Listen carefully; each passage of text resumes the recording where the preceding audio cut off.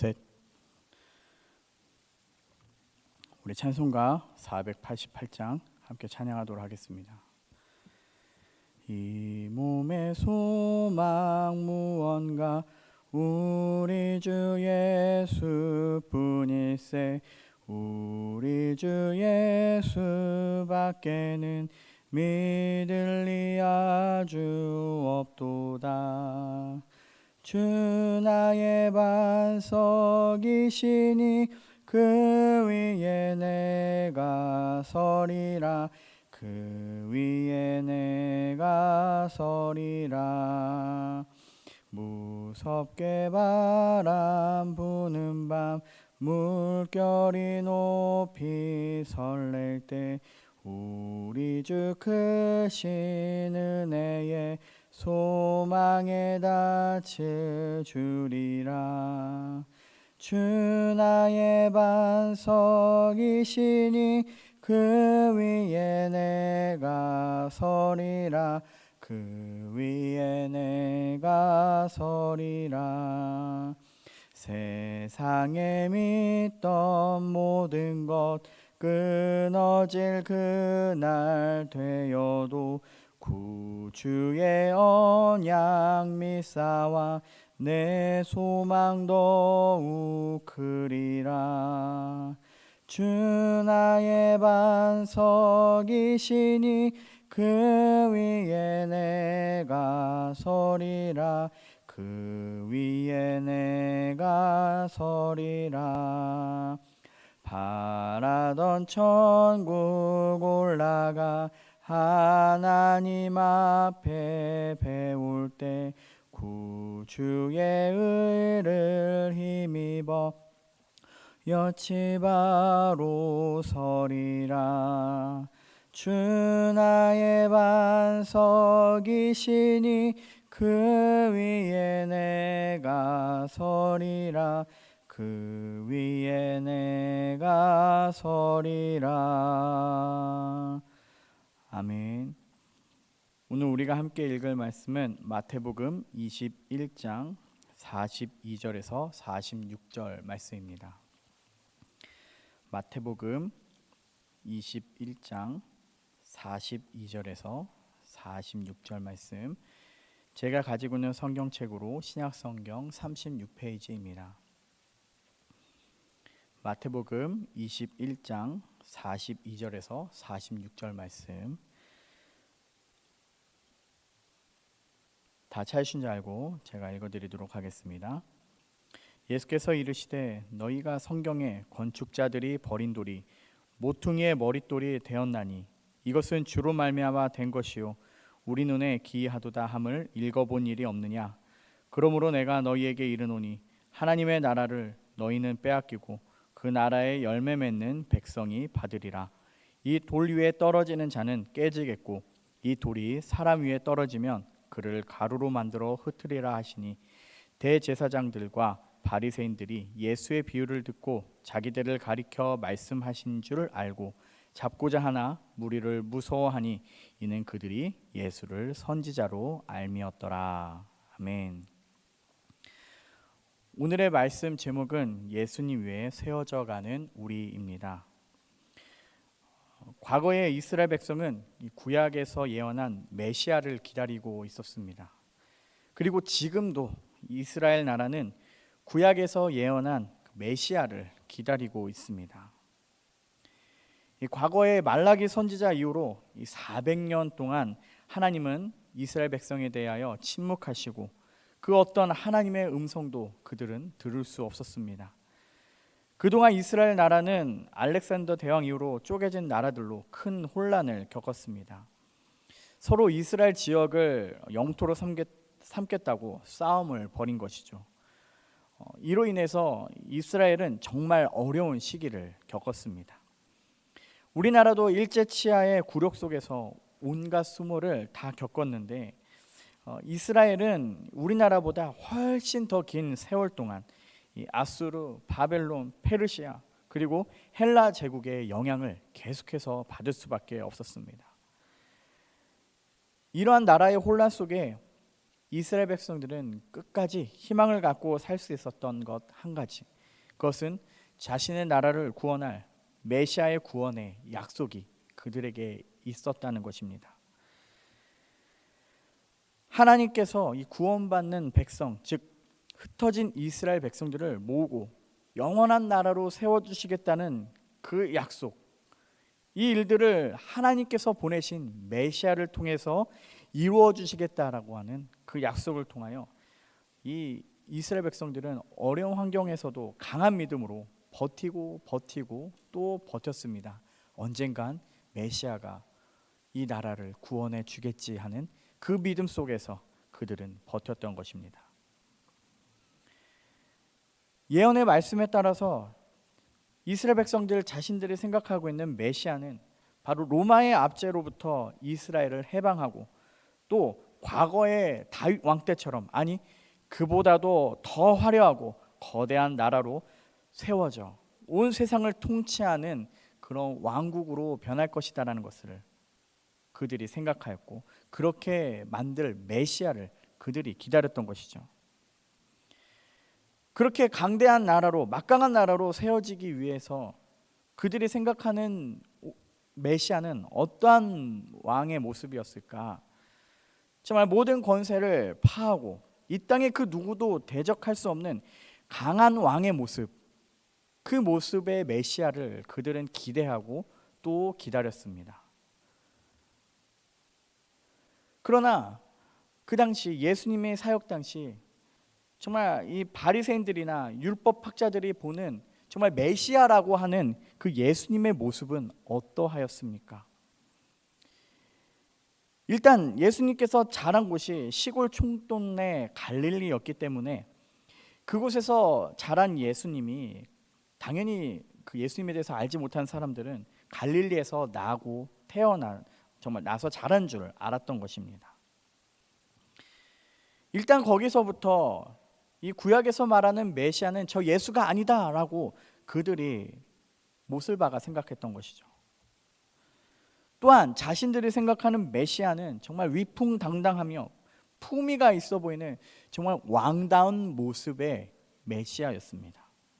그러나 메시아라고 이야기하는 예수님의 모습은 어떤 그런 왕다운 모습이라기보다는 어떤 고운 모습도 풍채도 없는, 그런 흠모할 만한 모습이 없는 모습이었습니다. 어떤 왕으로서의 모습이 전혀 아니셨던 거죠. 그래서 율법학자들은 예수님을 겉모습으로만 봤을 때 예수님에 대하여 굉장히 우습게 여기며 네가 무슨 메시아냐라고 하는 그러한 말들을 계속해서 예수님을 향해 쏟아내고 공격했던 것입니다.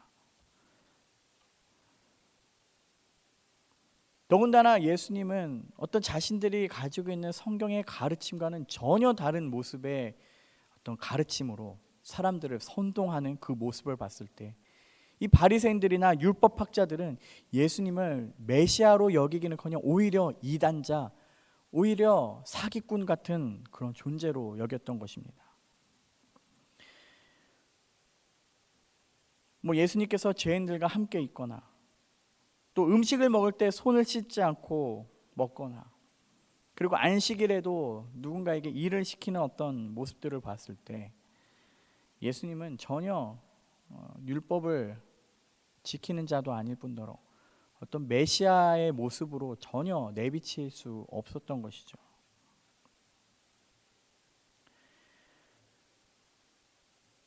그런 예수님께서는 아예 활용점정으로 이 안식일날 어떻게 보면 그 유대 지도자들 앞에서 어떤 연약한 병으로 쓰러져 있는 자들에게 그들의 병을 고치시면 너의 죄를 사하노라 말씀하시는 그 말씀을 통하여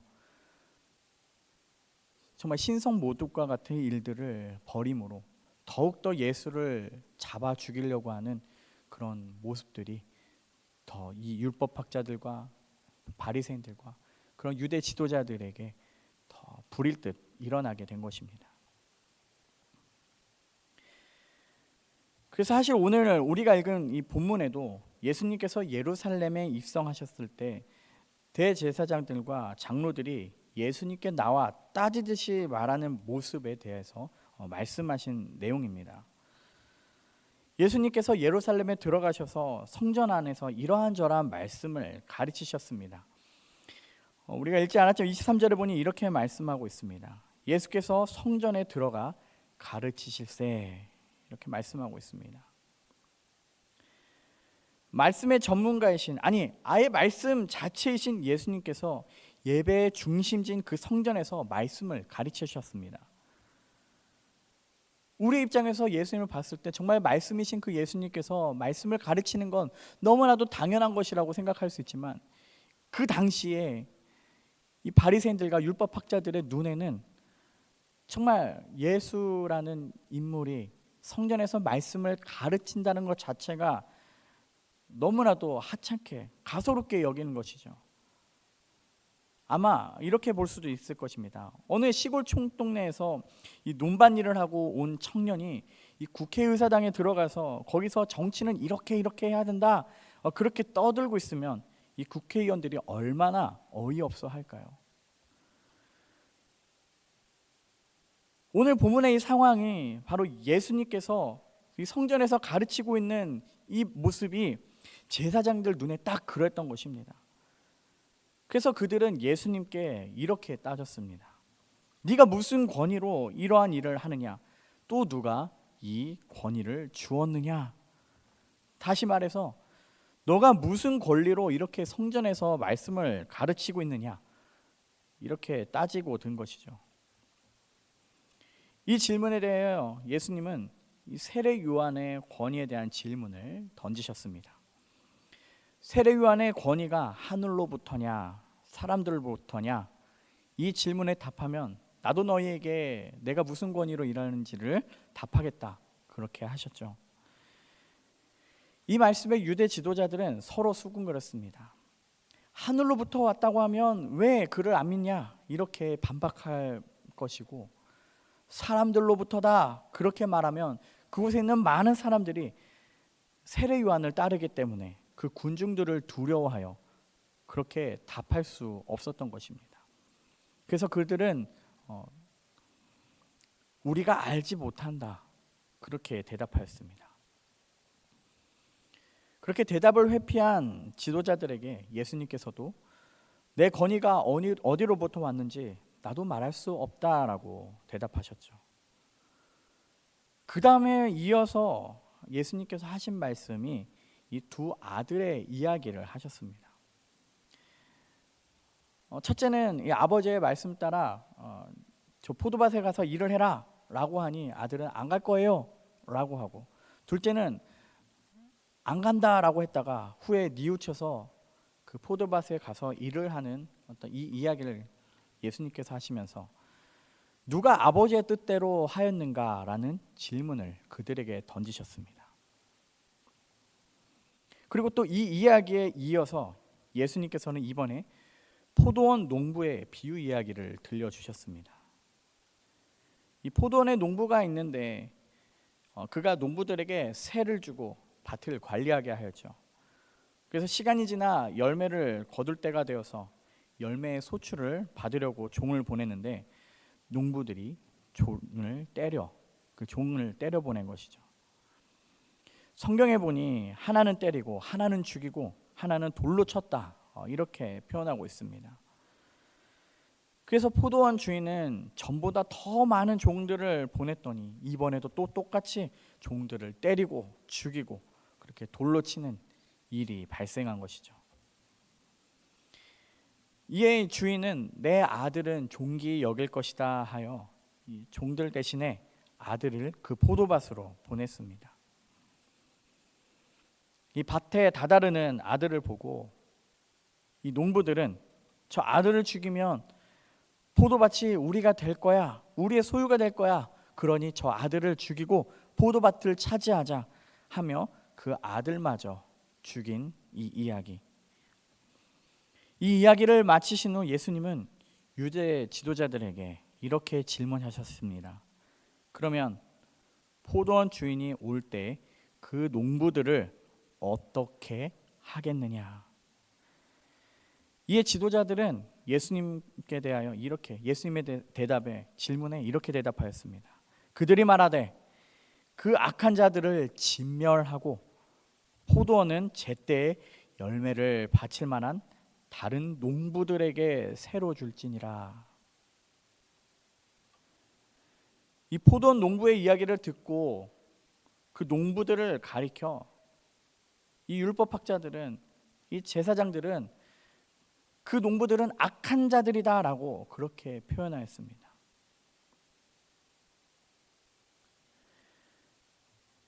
그렇게 종들과 아들을 죽인 농부에 대해서 자신들도 악하다라는 것을 인지하고 악한 자들이라고 표현하며 그들을 진멸해야 된다고 이야기를 했죠.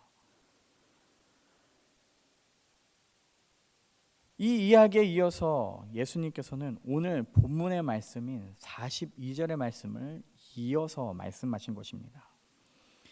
예수께서 이르시되 너희가 성경에 건축자들이 버린 돌이 모퉁이의 머릿돌이 되었나니 이것은 주로 말미암아 된 것이요 우리 눈에 기이하도다 함을 읽지 못하였느냐, 이렇게 말씀하신 거죠. 이 말씀은 구약 성경 시편 118편의 말씀을 인용하여 하신 말씀입니다. 예수님께서 이 말씀을 인용하여 하신 말씀은 너희들이 구약에 능통하다고 그렇게 말씀을 중요시하다고 여기는 너희 제사장들아, 너희 율법학자들아, 너희가 믿고 받아들이는 성경에도 이 건축자들이 버린 돌이 모퉁이의 머릿돌이 되었다라고 기록되지 않았느냐, 이렇게 말씀하신 것이죠. 그러면서 이어서 하신 말씀이 43절과 44절 말씀에 그러므로 내가 너희에게 이르노니 하나님의 나라를 너희는 빼앗기고 그 나라의 열매를 맺는 백성이 받으리라. 예수님께서 이렇게 말씀하신 이유가 무엇일까요? 바로 지금 예수님 앞에 있는 말씀을 잘 안다고 여기는, 그러나 정말 진정한 말씀이신 예수님을 배척하는 그들을 향해 던지신 비유의 말씀이셨습니다. 마치 주인을 알아보지 못한 농부들이 자신들의 힘으로 포도밭을 얻으려고 했지만, 포도밭을 취하려고 했지만 도리어 쫓김을 당하게 된 이 이야기처럼 너희들도 쫓김을 당하게 될 것이라고 예수님께서는 그렇게 말씀하신 것입니다. 어찌 보면 이 예수님의 비유의 이 이야기에서 이 포도밭과 깊이 관련되어 있는, 연관되어 있는 자들은 누구였습니까? 바로 본래 주인이 고용한 농부들이었습니다. 주인이 고용한 농부들이었다면 주인의 뜻에 맞게 행동하는 것이 합당합니다. 주인이 바라는 열매를 맺으며 주인에게 수확물을 돌려주는 것이 당연한 모습입니다. 그런데 이야기 속의 농부들은 어떠한 일을 하였습니까? 주인이 보낸 종들을 때리고 죽이고 심지어 아들마저도 죽이고 포도 밖으로 내던졌다, 그렇게 말씀하고 있습니다. 바로 예수님을 받아들이지 못한 대제사장들과 율법학자들처럼 말이죠. 그래서 하나님의 아들을 믿지 못하고 받아들이지 않는 너희들에게 너희는 나라를 빼앗길 것이다 라고 말씀하시고 그 나라의 열매 맺는 백성이 그 나라를 받는다, 이렇게 말씀하신 것입니다. 이 포도밭 농부의 이야기는 예수님이 지어내신 이야기죠. 그렇다라는 것은 하나님의 마음을 잘 대변하는 이야기라는 뜻입니다. 또 앞서 말씀드렸던 두 아들의 이야기도 말을 듣지 않다가 말을 듣고 나아갔던 그 아들의 모습, 또 아예 말을 듣지 않는 그 아들의 모습, 이것 또한 하나님의 백성된 모습을 나타내는 이야기인 것이죠. 결국 하나님의 마음이 백성들을 향해 어떠한 마음을 갖고 있는지를 잘 나타내고 있는 것이 바로 예수님의 이 비유의 말씀이었습니다. 일찍이 이 밭의 주인 대신 하나님은 종들, 즉 선지자들을 이스라엘 땅에 여러 번 보내셨습니다. 그러나 그 이스라엘 백성들은 그 선지자들의 말을 듣지 않고 계속해서 회개하지 않고 죄를 일삼았습니다. 그리고 시간이 지나 때가 되어 하나님의 아들 예수 그리스도께서 직접 이 땅에 오셨지만 이스라엘 사람들은 이 예수님을 어떻게 하였습니까? 정말 포도밭 농부의 이 비유에 이 주인의 아들과 같이 죽임을 당하고 또 포도밭 밖으로 내던짐 당한 것처럼 예수님께서도 예루살렘 밖 골고다 언덕에서 십자가 위에 죽임을 당하셨습니다. 그래서 어찌 보면 이 포도밭 농부의 이야기는 구약 시대에 하나님께서 선지자들을 보내신 일들과 앞으로 예수 그리스도의 십자가의 죽으심을 나타내고 있는 이야기라고 볼 수 있습니다. 농부들이 자신의 힘으로 포도밭을 얻으려고 했던 것처럼 유대 지도자들도 자신의 힘으로 율법을 지키는 선행으로 구원을 이룰 수 있다고 생각했습니다. 자신의 힘으로 얻어내려고 하는 것이 그들의 모습이었죠.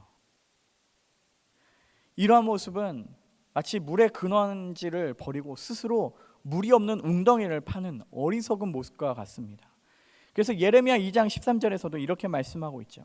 내 백성이 두 가지 악을 행하였느니 곧 그들이 생수의 근원되는 나를 버린 것과 스스로 웅덩이를 판 것인데 그것은 그 물을 가두지 못할 터진 웅덩이들이라. 정말 생수의 근원이신 하나님을 버리고 스스로 살 길을 찾고자 물웅덩이를 파는 그런 어리석은 행동을 바로 이 유대 지도자들이 행했던 것이죠.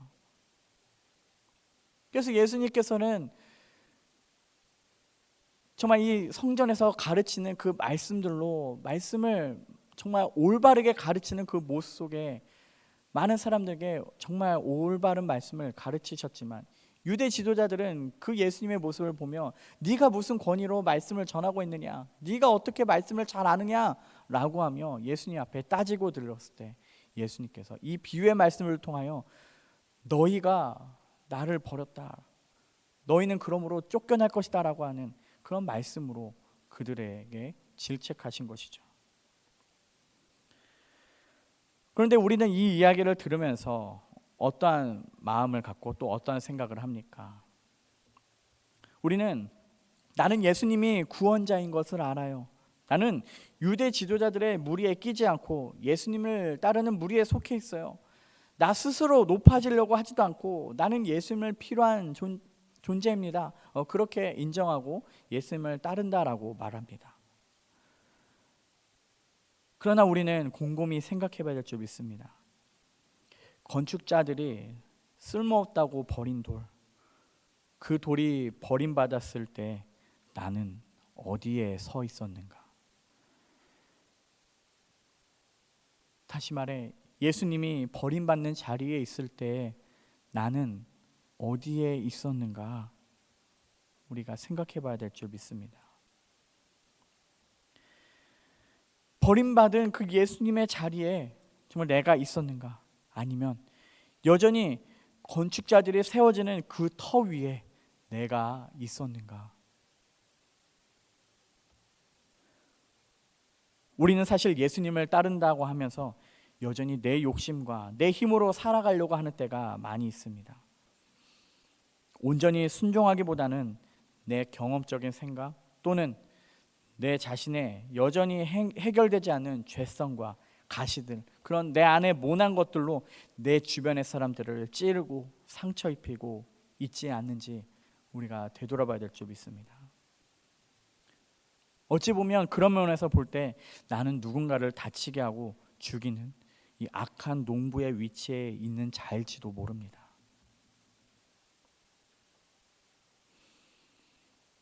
이러한 모습에 있다면 우리는 돌이켜 우리의 모습이 악한 농부의 위치에서 종들과 아들을 죽이는 모습이 아니라 순종하는 모습으로 섬기는 모습으로 살아야 될 줄 믿습니다. 믿겨지지 않는 하나님의 말씀, 때론 그 말씀이 손해보는 것 같은 하나님의 말씀들로 내 삶으로 정말 어떤 억눌리는 것 같은, 뭔가를 짓누르는 것 같은 그런 모습이 있다 할지라도 우리는 내 경험과 내 방법대로 움직이는 그런 모습을 내려놓고 오직 하나님의 말씀 가운데 온전히 믿고 의지하는 그런 삶을 살아야 될 줄 믿습니다. 이스라엘 백성들이 여기서 실패했던 것이죠. 이스라엘 백성들은 사실 하나님을 떠난 어떤 모습들이, 선지자들이 그렇게 회개하고 돌아오라 하였던 모습이 하나님을 절대 이제 믿지 않아요 라고 하며 다른 신을 섬겼던 것이 아니라 여전히 하나님을 믿고 따른다 하면서 또 다른 모습으로, 이중적인 모습으로 우상을 섬기는, 동시에 섬기는 그러한 영적인 간음을 그들이 저질렀던 것입니다. 우리가 갖고 있는 신앙의 모습도 어찌 보면 하나님도 믿고 나도 믿는 이중적인 모습을 가질 때가 많은지 모릅니다. 과거의 이스라엘 모습처럼요. 그러나 이런 말에 적어도 우리는 예수님을 믿는 무리잖아요. 하나님이 우리를 버리지 않을 거예요 라고 이야기하지만 사실 우리의 삶의 많은 영역에서 우리가 예수님을 버리고 있지는 않았는가 한번 되돌아왔으면 좋겠습니다. 우리의 신앙이 세상에 버려진 예수님의 자리에서 세워져야 되는데 여전히 우리는 세상 가운데 세워지려고 하는 그런 나의 모습을 발견하고 있지는 않은가 우리가 되돌아보기 소망합니다. 중요한 건 예수님 자리에 세워지지 않는 건축물은 다 무너집니다. 그러나 이렇게 또 반박하면서 이야기합니다. 세상 사람들은 예수님 안 믿고도 다 잘 사는데요. 다 떵떵거리며 사는데요. 예수님 믿지 않아도 더 잘 사는데요. 네, 물론 잘 살고 떵떵거리며 삽니다. 그러나 분명히 예수님께서는 그들에 대하여 말씀하셨습니다. 이 돌 위에 떨어지는 자는 깨지겠고 이 돌이 사람 위에 떨어지면 그를 가루로 만들어 흩으리라. 즉 예수님 편에 서지 않는 자들은 분명히 다 깨지고 무너지게 되어 있습니다. 사실 이 예수님의 말씀, 이 돌 위에 떨어지는 자는 깨지겠고 이 돌이 사람 위에 떨어지면 그를 가루로 만들어 흩으리라, 이 말씀은 예수님께서 다니엘서에 이 느부갓네살 왕이 꾼 그 신상 꿈에 연결지어서 말씀하신 내용이라 볼 수 있습니다. 사람의 힘으로 세워진 나라들, 그 나라들이 세워지고 신산처럼 우뚝 섰다 하지만 훗날 뜨인 돌, 즉 예수님께서 나라와 그 신상을 부서뜨리고 온 세상에 가득하게 된다라는 그 내용. 예수님께서 이 돌을 들어 말씀하신 것은 이 다니엘서에 예언된 이 뜨인 돌이 바로 나 자신이다라는 것을 나타내고 있는 말씀인 것입니다. 우리는 이 말씀을 통하여 깨달을 한 가지는 하나님을 반대하며 승승장구하며 서가는 세력들에 대하여, 정말 떵떵거리며 사는 자들에 대하여 우리는 부러워하거나 또는 그들을 따라서 살아가는 모습들을 멈춰야 된다는 것입니다. 왜? 그들의 모습은 언젠간 무너지게 되어 있기 때문입니다.